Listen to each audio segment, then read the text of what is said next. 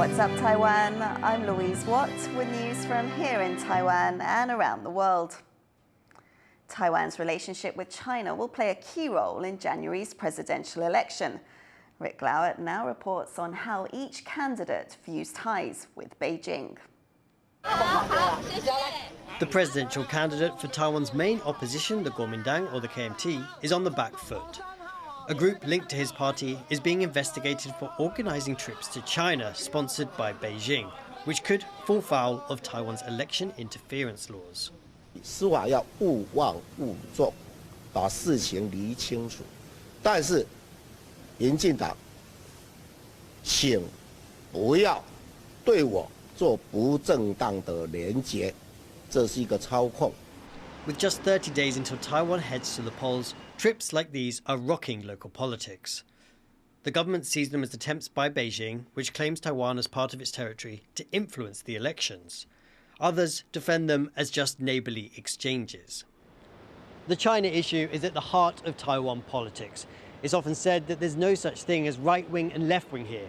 Instead, the difference between the two major political parties is defined by how they view the relationship with neighbouring China. The ruling Democratic Progressive Party says Taiwan is its own country and has initiated military upgrades and a boost in defence spending in its attempts to stand up to Beijing. But the opposition Kuomintang says Taiwan and China are both Chinese and favours a closer relationship with Beijing. This question of Taiwanese versus Chinese identity splits society and generations. Taiwan 也是中国的一部分。清朝、明朝的时候，这台湾都在。我觉得，即便是国民党上，也不会马上就变成统一的状况。我不太相信这件事情，但当然很多资讯一直在跟我们讲说可能会这样子。But this split is changing. There is certainly a generational shift. The older generation was a lot more likely to be for unification, and the younger generation a lot less likely. The younger people tend to have a separate, almost distinct Taiwanese national identity, as opposed to a more Chinese national identity. This shift in national identity is now playing out in the polls. Presidential candidate for the ruling Democratic Progressive Party is the frontrunner for the next president.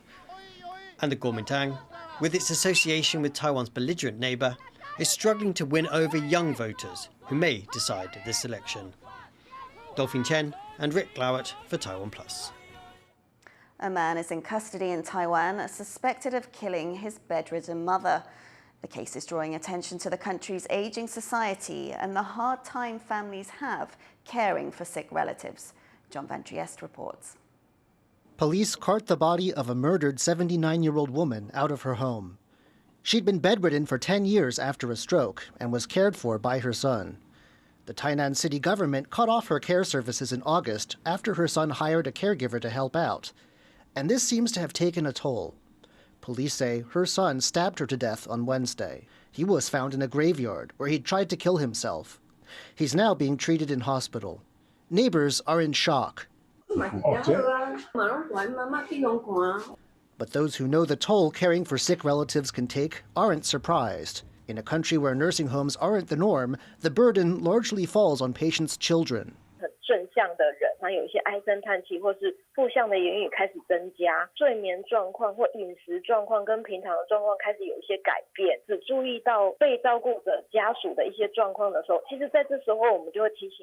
Even with a caregiver, things can be tough.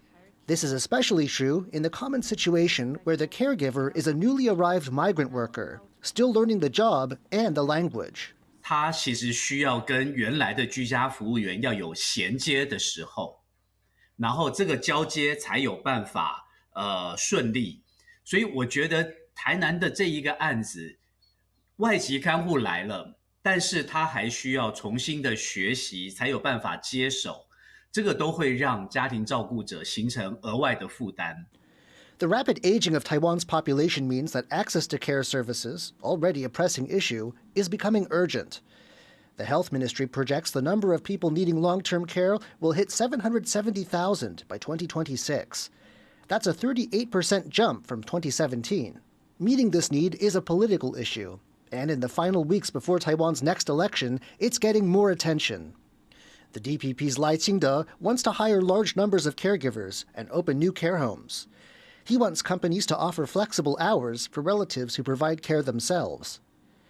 The KMT's Ho Yo-yi wants long-term care insurance and more money for people with dementia. And TPP candidate Ko Wen-je wants a long-term care premium added to Taiwan's national health insurance. His plans include paying family members who provide care. And he'd stop the government from cutting off services to people with private caregivers, something that might have prevented Wednesday's murder. For hundreds of thousands across Taiwan, it will be critical that these pledges are kept and that the benefits reach ordinary people. Otherwise, this won't be the last family tragedy Taiwan will see. Joseph Wu and John Van Trieste for TaiwanPlus. The US Senate has passed a record defense spending bill with provisions for Taiwan. The National Defense Authorization Act would allow for almost $900 billion in military spending in 2024. Nearly $15 billion of that would be for the Asia-Pacific to counter growing Chinese aggression. This would help strengthen Taiwan's defense and ramp up cooperation between the US, Australia, and UK in the region. The bill now goes to the US House of Representatives, which could pass it later this week. US President Joe Biden is facing an impeachment inquiry. The House of Representatives voted along party lines for the procedure. Republicans have been investigating whether the president benefited from his family's business dealings, but their search has not turned up any evidence to support such claims. The vote came hours after the president's son, Hunter Biden, refused to appear for a private deposition with House members. Tesla is launching the largest vehicle recall in the company's history. 2 million cars, almost all Tesla vehicles sold in the US, need their autopilot systems upgraded. The updated software will improve driver warnings and alerts. It comes after the top US transportation safety regulator spotted problems with Tesla's self-driving system. Taiwan's rush to shed the label of Pedestrian Hell has not been popular with everyone in the country. Sally Jensen takes a look.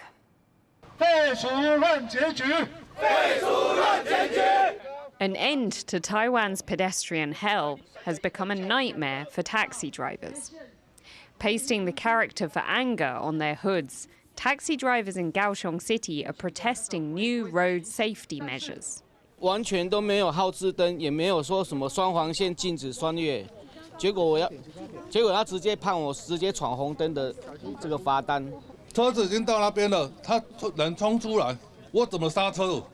刹车自己吗？我刹车，我人不就飞出去？你们这个交通法规根本就是乱搞。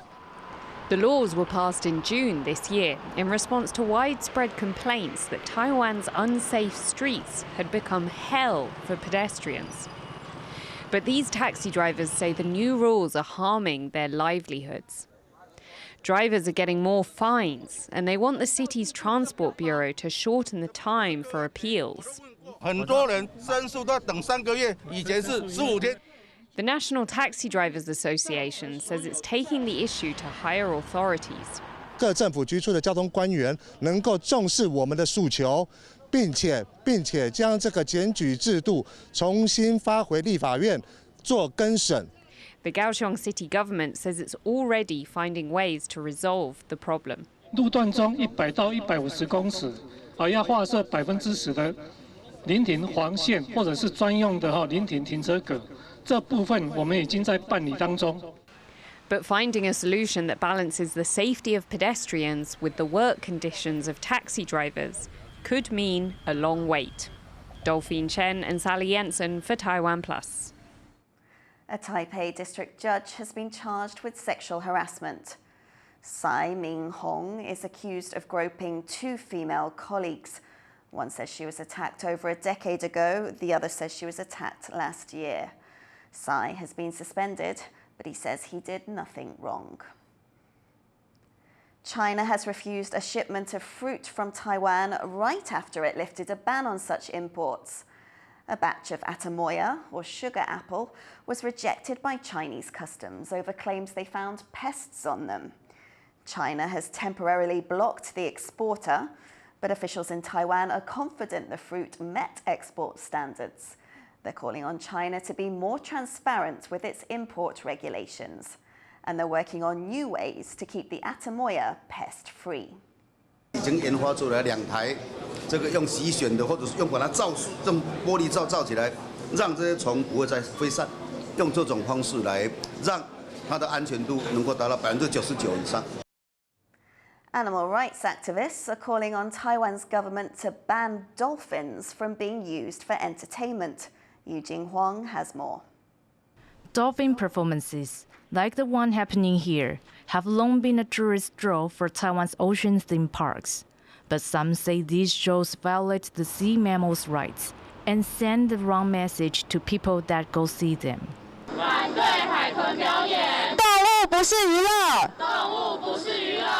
Animal rights activists are now calling on the government to put an end to dolphin shows. 它绝对是一个纯粹的恶。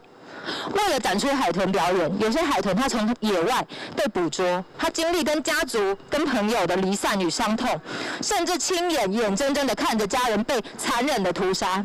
Last year, Taiwan's Agriculture Ministry banned using protected land-based animals for entertainment. That includes forcing them to interact with humans. The activists say that ban should also apply to protected ocean life. 对于利用野生动物来做这个展演这件事情呢，我们是基本上也是表示反对了哈。那我们这一块也会尽快来跟农业部那边来合作推动修法。Authorities say changes to the law are a must to avoid any gray area in making sure dolphins' rights are protected. But until that happens, these sea creatures will continue to be vulnerable to exploitation. Klein Wang and Yu Jinghuang for TaiwanPlus. A 10-year-old in Australia is chasing her dream of becoming a pilot. Tiffany Wong has the story. Taking to the skies at just 10 years old. It's a dream Amy Spicer has had her whole life. I was 2.5 when I first said I wanted to. I was 7 when I had a first flight, and I think I was 8 in a glider, and I took lessons when I was about 8 turning 9.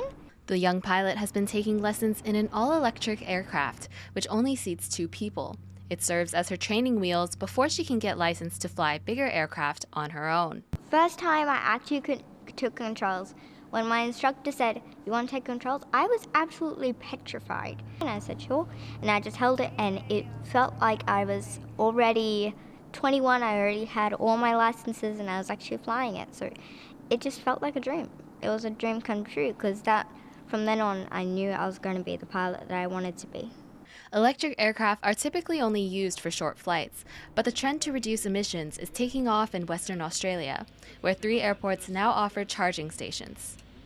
So it doesn't have many airports with a charge port at the moment, but there are going to be more built, and I am very proud to be able to help the future of aviation by lessening carbon emissions and flying electric.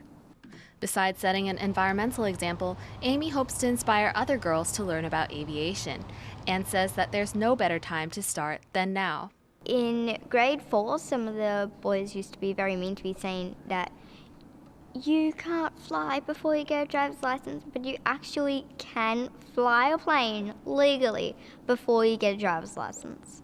While her driver's license is still some years away, Amy is doing her best to reach her goal of becoming a medical assistance pilot, and she's determined to get there one flight at a time. Patrick Chen and Tiffany Wong for TaiwanPlus. What a great story. Thank you for watching What's Up Taiwan. Before we go, let's get into the holiday spirit with one of Taipei's biggest shopping areas, which is lighting up for Christmas. I'm Louise Watt. Take care, and we'll see you next time.